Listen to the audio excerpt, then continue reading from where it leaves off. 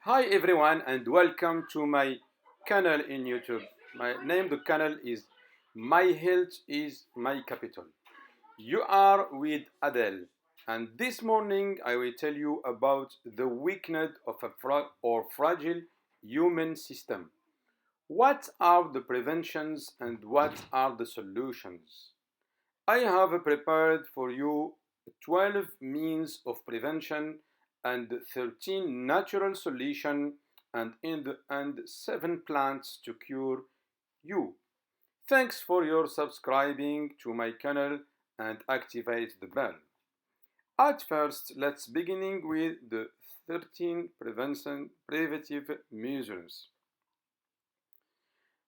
Here are the lifestyle habits that, according to current knowledge, provide the best chance of maintaining a strong human system. Number one, healthy eating. Major malnutrition, stagnation with calorie and protein deficiency is the main cause of human deficiency. It is mainly found where poverty and famine are present. In industrialized countries, micronutrient deficiency is becoming more common. The popularity of junk food partly explains this phenomenon. This from the malnutrition results from a lack of vitamins and minerals. Mineral studies have shown that a deficiency in only one of the following micronutrients impair human functions: zinc, selenium, iron, copper, calcium, folic acid, vitamin A, vitamin B6, vitamin C, vitamin E. It is important to ensure that you consume sufficient serving of fruits and vegetables, protein and good fats every day. To boost human defense, it seems that some vegetables are more effective than others.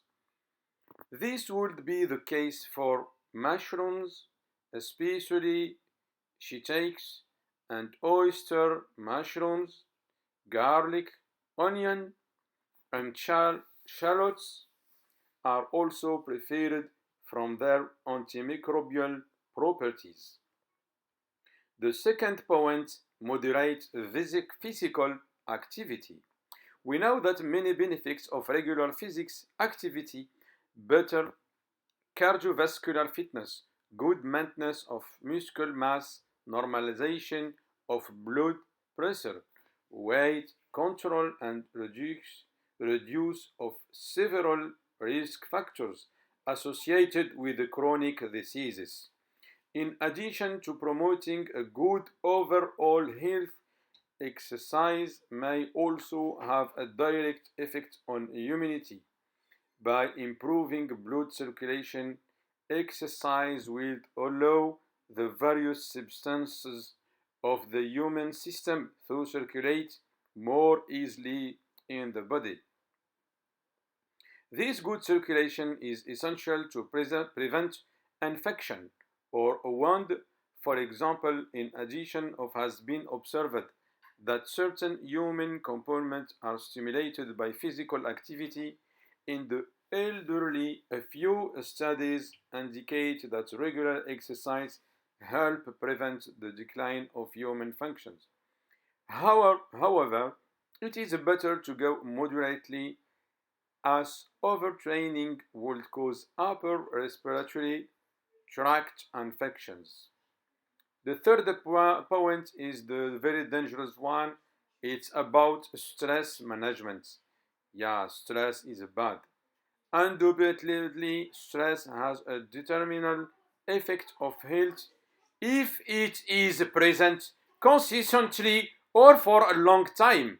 Indeed, researchers interested in the link between stress and immunity do not focus on one of short-term stresses, but rather in frequent and constant stress, for example, reconciling the demands of work with a family life or crying for a sick loved one.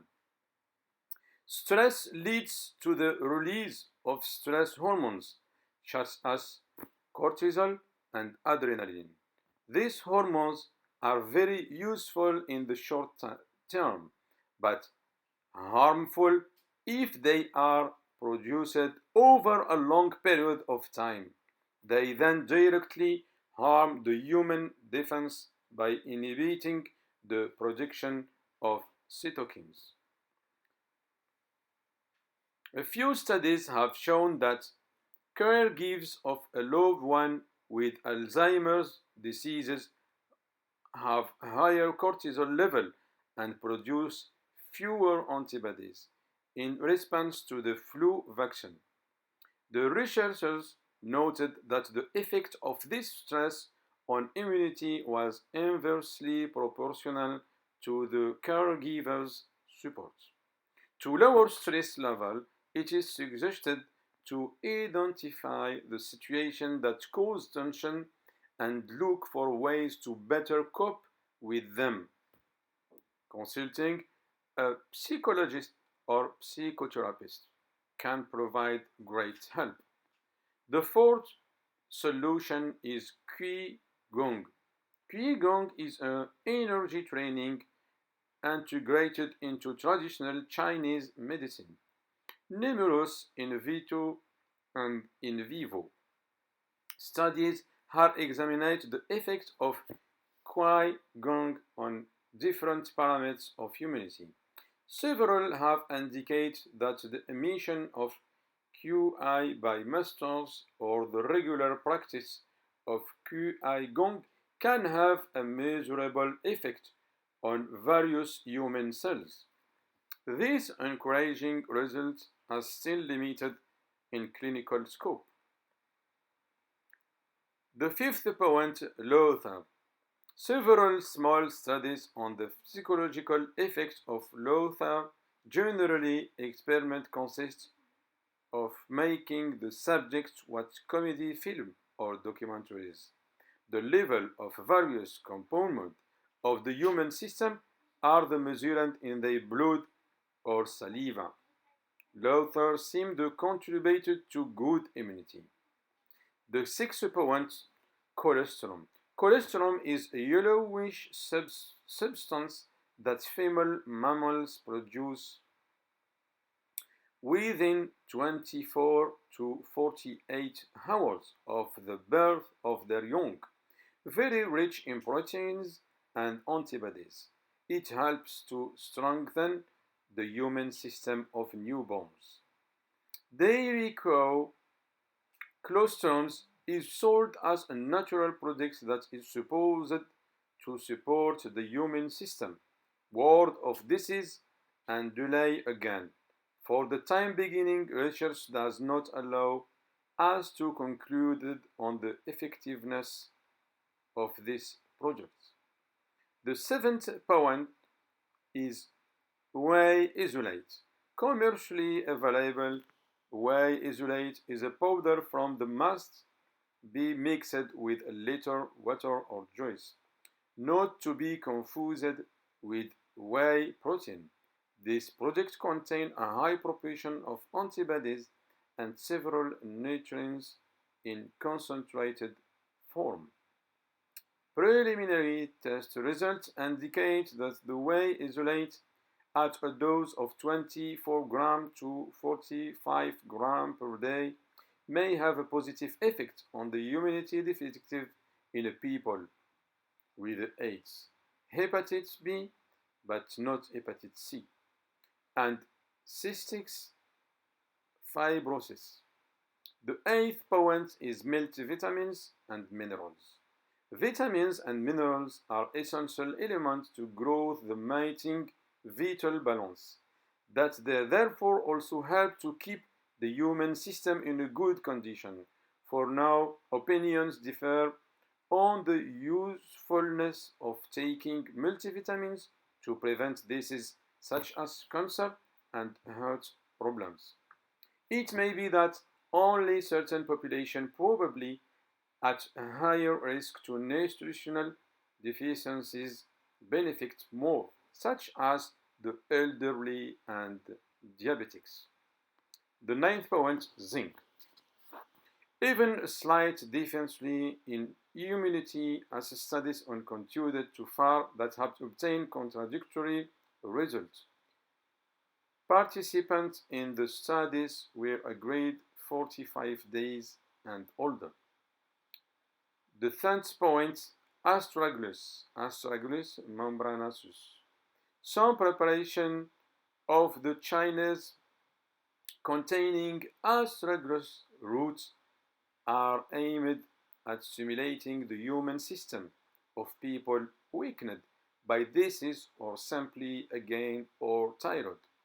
According to traditional Chinese medicine, astragalus stimulate heart functions. Let's cite the example of the traditional prepared by Zhong Yu Qi Tang, the main ingredient which is astragalus root. Dosage.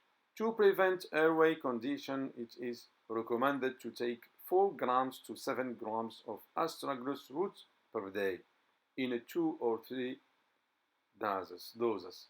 It can also be taken as a dry extract, tincture, or decoction. The 11th point, Eleutherococcus.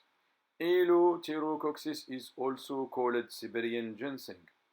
These adaptogenic plants with tonic action throughout the body may exert immunomodulatory effect and broad spectrum antiviral activity as revealed by in vitro studies and preliminary studies in humans. Dosage make an infusion with 2 grams to 4 grams of thyroid roots in 150 milliliter of boiling water. Drink 1 or 2 cups a day. The 12th point and the last one is the plants, and I will present for you 7 plants. The following plants or products have been used in traditional Oriental medicine to boost human functions. The first one is velvet wood. The second is cordyceps. The third, epimid. The fourth, maca. The fifth, maytake. The sixth, reishi. And the seventh, shiitake.